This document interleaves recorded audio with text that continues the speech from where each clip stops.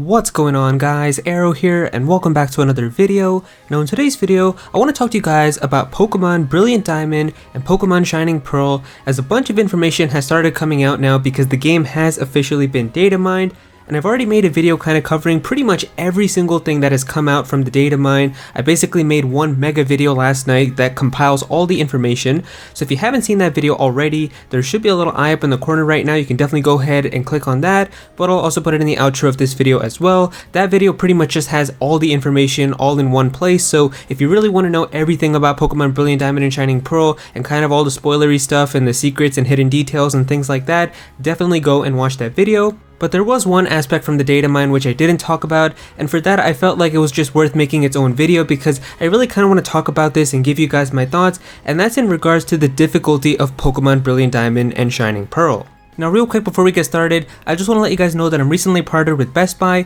and so there will be some links below in the description to Pokemon Brilliant Diamond and Shining Pearl, as well as the double pack and even Pokemon Legends Arceus. So if you click those links and then buy from there, you can support me and the channel a lot, so I would really appreciate it. And Best Buy is awesome because they'll actually send you the game the day that it comes out. I know for like Amazon you have to be like a Prime member or something to receive the game day one, but Best Buy will send you the game right to your house the day that they come out, and you'll also get free shipping. So if you want to support me and the channel and also get the games day one, definitely consider using those links in the description. Alright, so with Pokemon Brilliant Diamond and Shining Pearl, the one thing that I really wanted to talk to you guys about after learning all the information from the data mine and the leaks is actually in terms of the difficulty of the games. Now of course the first thing that I gotta mention is that Pokemon games in general are not really like super challenging or really hard in the first place, but there have been some times where Pokemon games can have a little bit of difficulty, but mainly the games are kind of just fairly straightforward and not really super hard because they are made for a wide variety of audiences, and mainly the big audience that they do go for is kind of children and young people, so they're not gonna make the games like really insanely hard to play. And a lot of people also talk about how Pokemon games aren't really getting easier, but rather you as a player are growing up and kind of learning more about how Pokemon works, and you have more knowledge, and because of that you know exactly what to do, and the games are just more easier for you. And while I do agree with this to some extent, I also feel like there have been many things that they have been adding into more recent Pokemon games, which is kind of significantly making them easier compared to how the games used to be in the past. There have been many elements that they've kind of been adding with how like they just give you max revives out of nowhere, and so many times before like any kind of battle happens they heal up all your Pokemon and things like that. There's just a lot of that kind of happens now with more recent Pokemon games, which wasn't the case before, and so that's like a whole extra discussion. But what I really want to talk to you guys about is kind of what's been going on with Pokemon Brilliant Diamond and Shining Pearl, because it looks like with the way that this game is working, it actually might be extremely easy to play, even easier than kind of any other Pokemon game in the past. So the first thing about Pokemon Brilliant Diamond and Shining Pearl is that all of the trainers and the gym leaders and a lot of the important characters are actually still going to be using their exact same team that they used in Pokemon Diamond and Pearl, and not the modified teams that they had for many of the characters in Pokemon Platinum.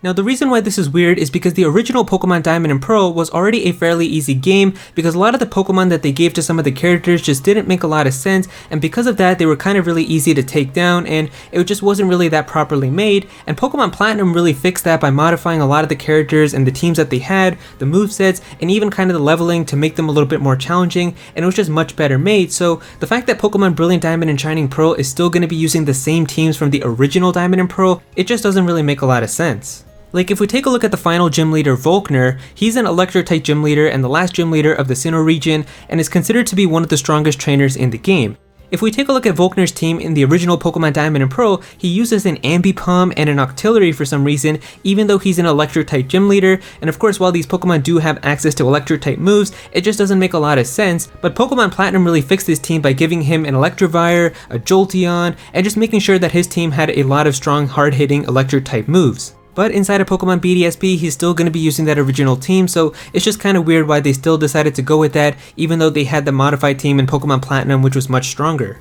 Now the biggest thing that caught me off guard with the difficulty for Pokemon Brilliant Diamond and Shining Pearl is how the affection system works. So with the recent Pokemon games, there's actually an affection value that you can have, and the more time that you spend with your Pokemon, the more the affection goes up, and by having the affection go up, you actually get access to a lot of different types of benefits and things that make the game much more easier. Now in the past, the way that the system worked was something called Pokemon and Me, which later became Pokemon Refresh inside of Gen 7, and then became like the camping feature inside of Pokemon Sword and Shield. And basically the more time that you spent with your Pokemon and the more that you played with them and the more you kind of petted them and bonded with them, the more affection that they would have. In Pokemon Brilliant Diamond and Shining Pearl, however, the way that affection works is actually through following Pokemon, which is insane because the thing is a lot of people are going to be having following Pokemon because they just like how the following Pokemon look, but if you really want to have following Pokemon and not make the game extremely easy, you're kind of not going to be able to because there's no way to turn off like being able to receive the affection values while having following Pokemon. So if you just have your starter Pokemon or all your Pokemon following you all the time, you're just going to get access to so many different affection boosts that are always just going to be added on top, even if you don't want them to.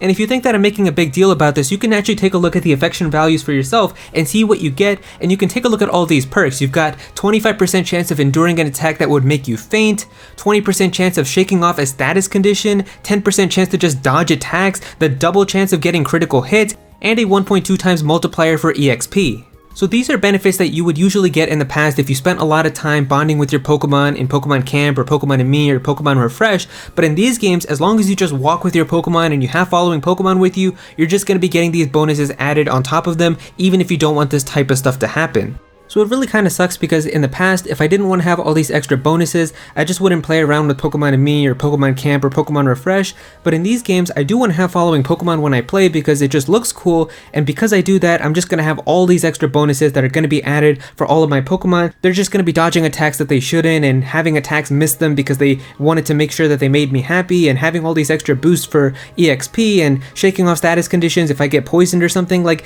it's a whole bunch of extra stuff that's just going to make these games even easier than they already are because a lot of these characters are not even going to be using their strongest teams. And also don't forget that there's already forced EXP share that's going to be on the entire game where your entire party is just going to be getting EXP, so you're pretty much just going to be getting so many bonuses and EXP all the time and all these extra kind of benefits all on top of a fairly easy game already because they're going to be using Diamond and Pearl teams. So I just feel like that these games are just going to be unnecessarily easy compared to even the past Pokemon games that we've gotten recently. So I don't know if it's just me, but I feel like that these games are just going to be way too easy for no reason. And I know recently, like, some of the other information that has come out is that there's actually going to be some rematches that you can have with all the gym leaders and the Elite Four and even Cynthia, and these gym leader rematches and all these other rematches seem like that they're actually going to be pretty hard because they're actually going to be using very strong, highly leveled Pokemon that are going to be IV trained and have really good movesets. But at the same time, remember, if you're going to be using your story team, that basically means that you're going to be avoiding attacks that you shouldn't be avoiding, landing more critical hits, shaking off status conditions. Like, even those fights are just going to be so much easier because you have all these extra benefits that are going to be added on top. So